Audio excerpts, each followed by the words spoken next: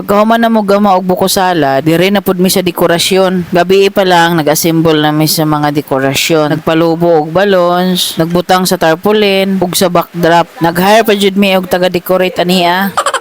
Nya kaning si birthday boy, mahinabangon jud ni si birthday boy, tanawa sige gli pod. Tabang po ni siya karon mahuman kuno og dali. Wa mi mautas og buhot sa balon kay naman mi gamit nga machine. Social, di ba?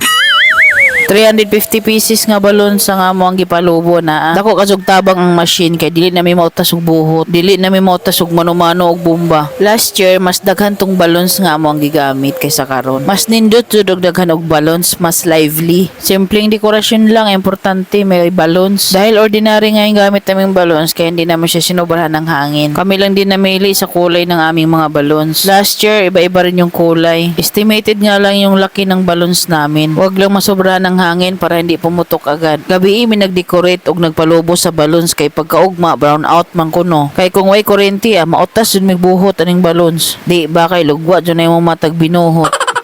Unsa na may orasan na human persa ng gabi Ako ra gupod gadugtong-dugtong sa balloons. Sariling style lang ba? Ang importante mabutang ng balloons. Wa ko ibutan na yung maot.